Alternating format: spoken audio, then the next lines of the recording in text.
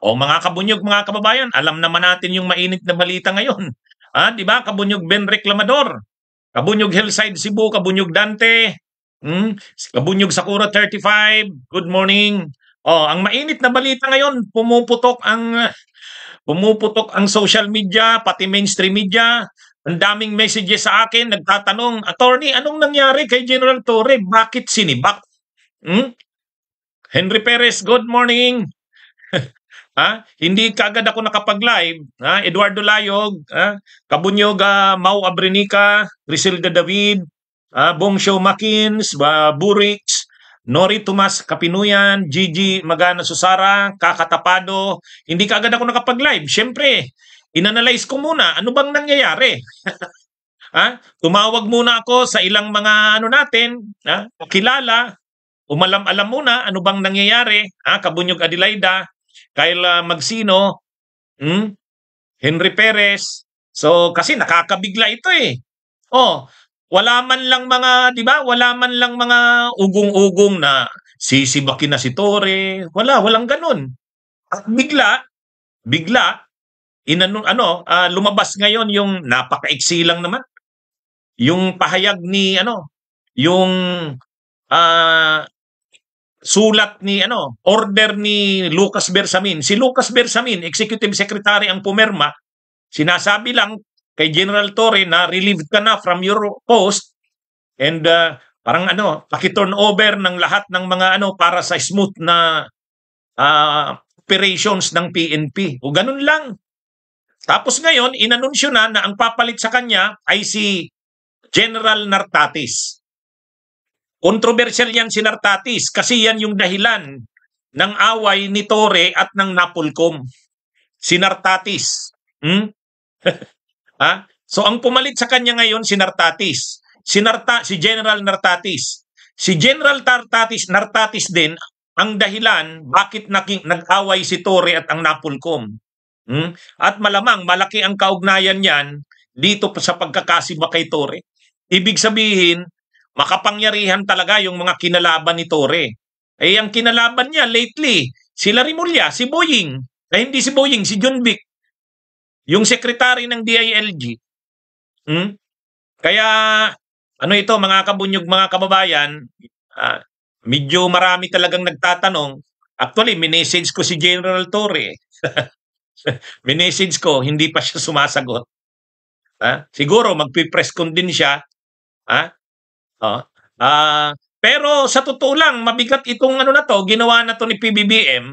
Kabunyog Monkey. Si Kyle Magsino, sabi niya, Nartatis out, we want Torre. Yun nga, napaka-unpopular ng desisyon na ito ni PBBM, sa totoo lang. Napaka-unpopular nito. Napaka-popular ni Torre sa tao.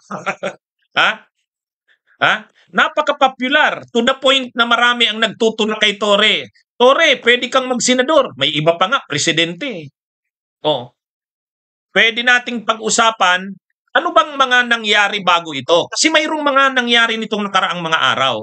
Ang pinakatampok na pangyayari dyan, yung away ni General Torre sa Napolcom, sa National Police Commission. Ang pinag-awayan nila General Torre, pinagbanggaan nila ng Napolcom, National Police Commission. Pag upo ni General Torre, nireshuffle niya ang PNP. Siyempre, na-discuss ko na yan minsan sa vlog ko. Tama naman yung ginawa ni General Torre. PNP chief ka. Alam nga naman yung struktura ng organization na minana mo galing kay General Marbil, ganun pa rin. Unang-una, nang maupo si General Torre, ang number 2 in command, si General Nartates. Yan yung number 2 kay Marbil. Pag upo ni General Torre, linagay sa Mindanao. Sakop ngayon ni General Nartates yung Western Mindanao, Soc-Sargent, saka yung BARM. Mula doon sa Camp Crame, linagay sa Mindanao. Ngayon, ang ipinalit kay Nartates si Banak. Lieutenant General Banak.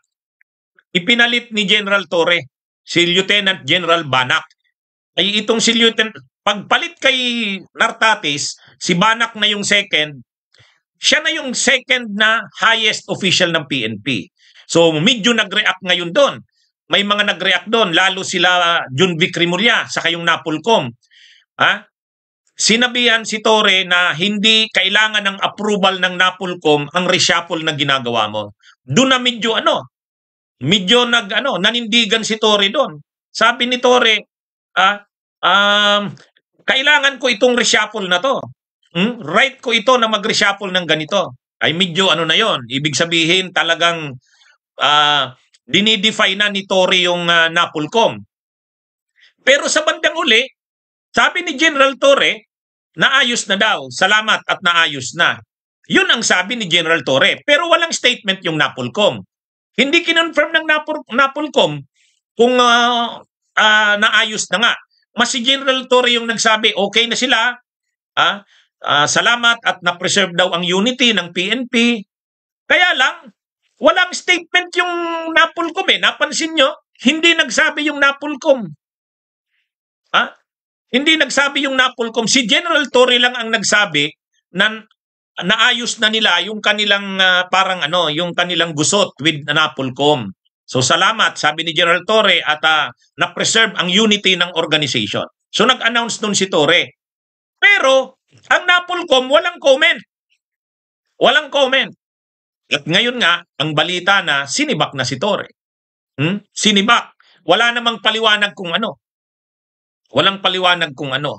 So, mga kabunyog, mga kababayan, medyo mabigat itong ginawang ito ng Malacanang. Mabigat itong ginawa ng Malacanang. Siyempre, ang nakapirma doon sa pagtanggal kay Torre, si Executive Secretary Lucas Bersamin. Pero siyempre, by order of the President yan. May nakalagay yan, by order of the President. Ibig sabihin, si PBBM ang nagdesisyon yan. Ngayon, sino ang mas makapangyarihan kaya na nasa likod ng yan? Wala namang iba eh. Wala namang iba na makapangyarihan dyan na nakabangga ni Torre, si Secretary of Interior and Local Government, Jun Vic Rimulya. Si Jun Vic Rimulya ang dyan. Alam, yan yung bukas sa publiko na banggaan. Kasi hawak ni Jun Vic Rimulya ang NAPOLCOM. Hawak niya ang NAPOLCOM. At nung binago ni General Torre yung struktura ng PNP, tinanggal niya si Nartates, dinala niya sa Mindanao. Tapos ipinalit niya bilang second in command si Banak, Lieutenant General Banak, maraming nag-react sa NAPOLCOM. Ay ang ex-officio chairman ng NAPOLCOM si Jun Vic Rimulya. Actually, na yan eh, maraming pagkakataon na makikita natin yung parang hindi komportable ang relasyon ni Jun Vic Rimulya at saka ni Torre. Marami na yan. Nasasapawan. Tema kasi kay Jun Vic Rimulya, siyempre politiko yan. Iniwan niya ang politika ng Cavite para maging bahagi ng administrasyon ni PBBM, Secretary of Interior and Local Government. Siyempre, hindi dapat siya nasasapawan ng PNP. Ang problema pagdating sa media, pagdating sa tao, mas sikat, mas mabango, mas pinag-uusapan lagi si General Torre kaysa kay Jun Vic Rimulya. Di ba? Ano yan eh? Kumbaga, ang nangyari dito, si Jun Vic Rimulya bilang Secretary of Interior and Local Government, parang naging insecure kay Torre. Kasi masikat si Torre sa publiko. Masikat si Torre. Dapat, dahil siya ang Secretary of Interior and Local Government, dapat mas sikat siya kaysa sa Chief PNP. At dapat maipakita na kontrolado niya ang Chief PNP. Ang Chief PNP na yan, under ko yan. Parang ganun yung dyan eh. Ganun yung gustong maipakita dyan nila. Ang problema, si General Torre, siyempre, si General Torre, iba rin yung aura niya, iba yung karisma sa tao. Kaya parang mas sikat pa sa tao, mas malapit pa sa tao, mas popular pa sa tao, si Torre kaysa kay Jun Vic Rimulya. Ito lang yung masasabi ko dyan. Na itong ginawa ni PBBM, mabigat ito. Napaka-popular ni Torre. Kailangan niya ang mga tulad ni Torre. Sa panahong ito, napapunta na siya sa pagiging lame duck na president. Ang impresyon sa kanya ay weak na president siya. Kailangan niyang ma-win over ang simpatya ng tao. Yung suporta ng publiko makuha ni PBBM. Itong pagkakalagay niya kay Tory, isa itong bagay na nagustuhan ng tao. Tapos ngayon bigla niya sisibakin niya. Walang kapalipaliwanag. Yun na nga eh. Ang hinihintay ng tao na i-anunsyo nila Bersamin, nila PBBM, na sisibakin, si Bunuan, yun ang hinihintay ng tao. Tapos ang sinibak ninyo si Tore. Kailangan nyo ng paliwanag talaga dyan. Bakit sinibak nyo si Tore? O, di ba? Okay. Magandang araw sa inyong lahat. Mabuhay po tayo.